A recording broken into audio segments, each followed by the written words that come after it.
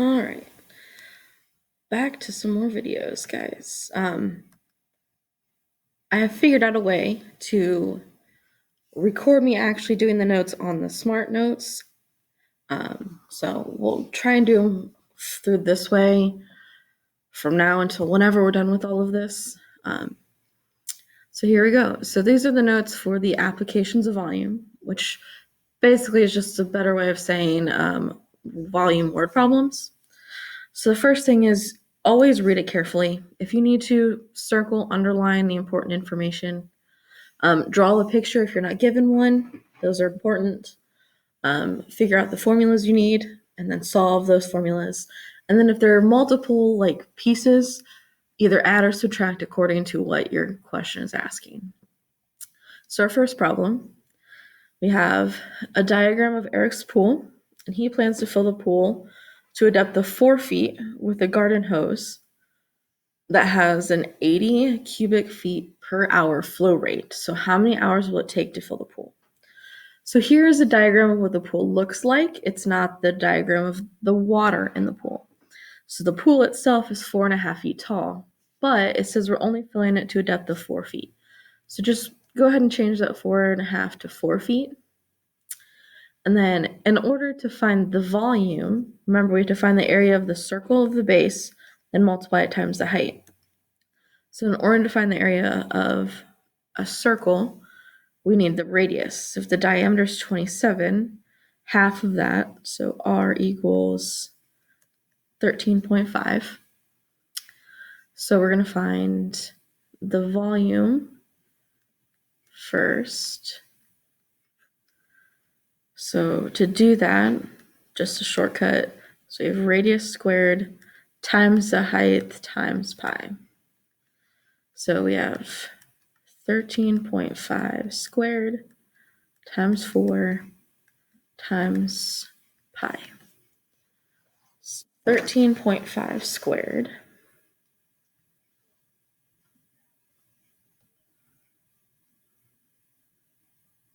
is 182.25 times 4 times pi.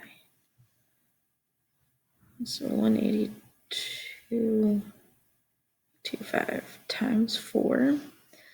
So we have 729 pi. So just leave that for now. We'll leave it as 729 pi. And now we have to talk about this flow rate. All right. So the flow rate is how much water goes into the pool at a certain rate. So to figure out how many hours, we're going to take the volume and divide it by the flow rate.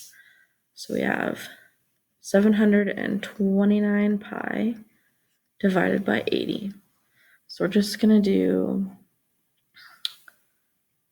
729 divided by 80. And you get 9.1125 pi. And then this is where you can multiply by pi. Let me find my calculator real quick.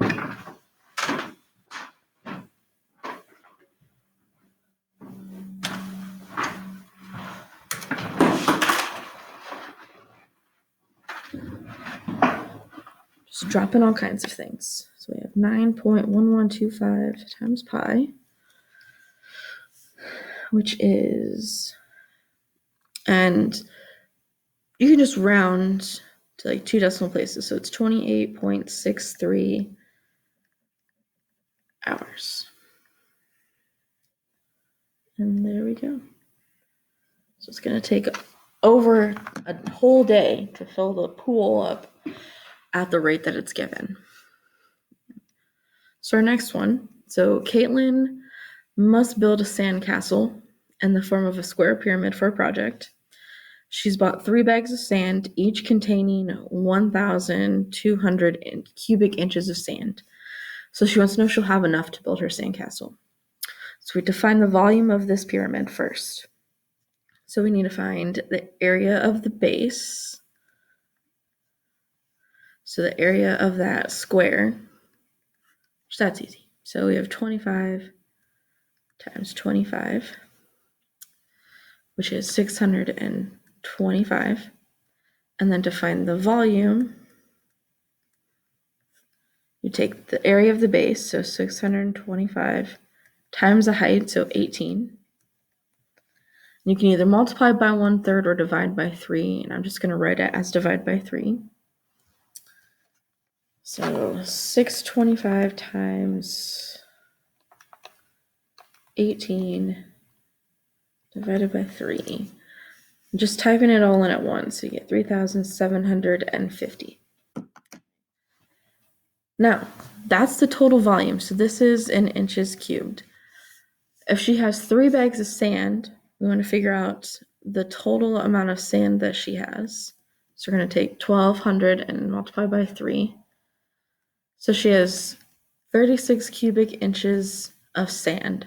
So in this situation, that's not enough sand to build this pyramid. So it's not enough sand. There we go. It's so hard to not ask if anyone has questions because I'm sitting in my empty classroom and there's no one to answer questions to, and that makes me really sad. All right, so Allie has 2 aquariums connected by a small square prism, and we want to find the volume of this aquarium. So we need to find the volume of the large cubes or rectangular prisms and the volume of the small one. So focusing over here, we have 4 by 3 by 3. So we have 4 times 3 times 3. So we have 12 times 3, so this is 36. And then 1 by 1 by 2. So 2 times 1, which is 2. So if we're finding the total volume, we have 2 of these. So we have 36 and 36, and then just a tiny connector. So we have 2. So if you add all of those up, you get 74 cubic feet of aquarium. All right, so Terrell is trimming a cone to make it shorter. Originally, the height is 10, but the new version is only 6 inches tall. And the original radius at its widest was 2.5 inches, and the new radius is 1.5 inches. So on the diagram, how much volume will Terrell lose and round to the nearest hundredth of an inch cubed? So in order to do this, we have to find the volume of both the original cone and the new cone, and then go from there. So, all right, so we have the large cone and we have the small cone. So let's start with the volume of the large cone. So to find the volume of a cone, it's radius squared times height times pi divided by 3. Because it's the area of the circle, which is the radius squared times pi, times the height, and since it comes to a point, we divide by 3. So we have 2.5 squared times 10 pi divided by 3. So 2.5 squared is 6.25. So times 10 pi over 3. This is 62.5 pi. Let me just double check my in my head math here. All right, so we're good. So it's still divided by 3. So divide that by 3. And we'll just use 20.83 pi. And leave it as pi for now. We'll deal with pi at the very end of this. All right, so then the volume of this small one. So now our radius is 1.5. So we have 1.5 squared times our height of 6, so then pi, divided by 3. So 1.5 squared is 2.25 times 6 pi divided by 3. So 2.25 times 6, that's 13.5 pi over 3. And we divide that by 3. And this is 4.5 pi. Now, this is the volume of this cone. And then this is the volume of the whole thing. And it's asking us to find how much he lost. So we're going to take the volume of the large one, so 20.83 pi, and subtract the volume of the smaller one. And I'm just going to use my calculator, I don't care. So we have 16.33 pi. Okay. Now, it does say round to the nearest hundredth, so we're then going to multiply that by pi.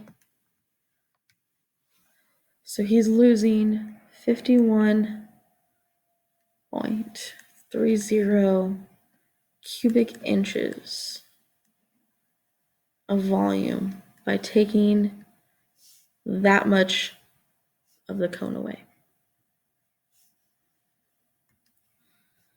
All right, so now this one, we actually have an extra step in this one that we're going to talk about before we even get to the volume part of this. So to find the volume of a cone, which is the top part of this grain silo, you need the height of the cone. But we don't have that, but we have this lateral distance, and we know what the radius is because it's half of 34. So the radius of this is 17. So now we have a right triangle here where we need to find a missing side. So we're going to have to use the Pythagorean theorem first to find the height of our grain silo, like cylinder part. So we have h squared plus 17 squared equals 20 squared. So we have h squared plus 289 equals 400. So subtract the 289. We've done the Pythagorean theorem enough now. We shouldn't need to go through this. This is 111. And then the square root of that. So h equals 10.54. All right, so now we know that h is 10.54.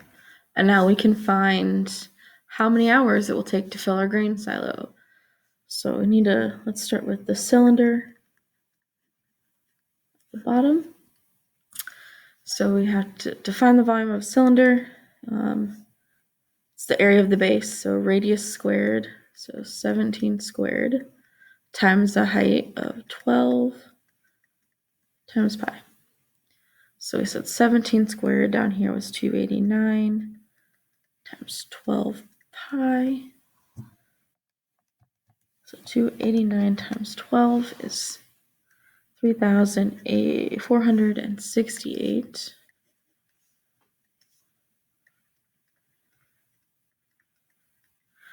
Right.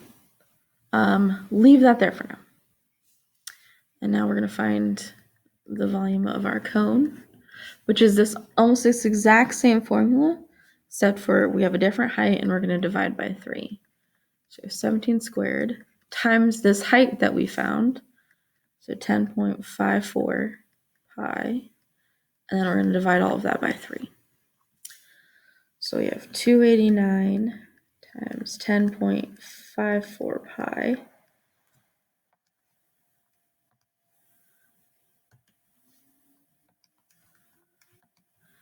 And then I'm going to just go ahead and divide by 3 here, just because I'm going to run out of room to write because of this, because I'm not using my desktop computer. So we have the volume here equals 1,115.35 pi. Now, these are the volumes of the individual components of the silo. we need the total volume. So we're going to just go ahead and add these together.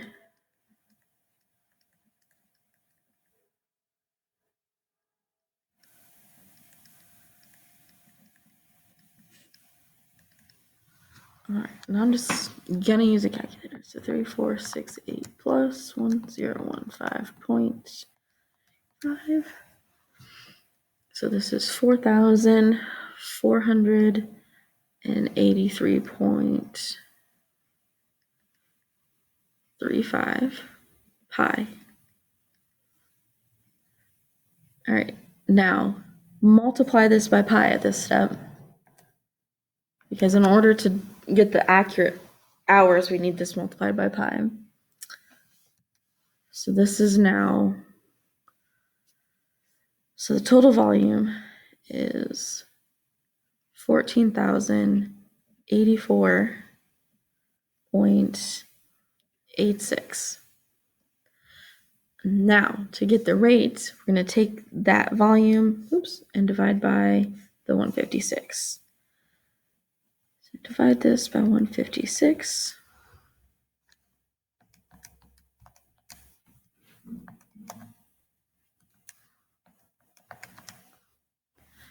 So it's going to take 90.2875 hours. And there we go. All right. So we have days at camp, and we must determine how many cups of water our cooler holds. So the cooler is shaped like a cylinder, has an 18-inch diameter, and is 3 feet high. And the cones are 3 inches high and have a 2.5-inch diameter. So how many cups of water can it hold? So draw your cooler. It's as good as it gets. I don't feel like drawing anything more in depth. So for our cooler, it's 3 feet high, but its diameter is in inches. So change the 3 feet to 36 inches. And if our diameter is 18, remember we need the radius, so half of 18 is 9. All right, and then our cones, it's as good as it gets for me. So the height of our cone is 3 inches. And then the diameter is 2.5, so we need half of that. So half of 2.5 is a 1.25. I don't know, I just used a calculator to do that. All right, so now we're going to find the volumes of both of these. So our cylinder. So we have radius squared, so 9 squared, times the height of 36 times pi. So we have 81 times 36 pi. So 81 times 36. So 2916 pi. And once again, leave that in terms of pi for now. And then our cone. So we have our radius squared, so 1.25 squared times our height of 3 times pi. And then since it's our cone and comes to a point, we're going to divide by 3. And this one, I'm going to make this step super easy. So because there's a 3 in the numerator and this 3 in the denominator, they can just kind of cancel, and we're left with 1.25 squared pi. I would only do that if they are the same. All right, so 1.25 squared is 1.5625 pi. Now, we're trying to figure out the number of these that fit into this. So we're actually going to divide. So we're taking 2,916 and dividing it by 1.5625. And then when you divide, we have pi over pi. Those just cancel. So just at this point, just ignore those.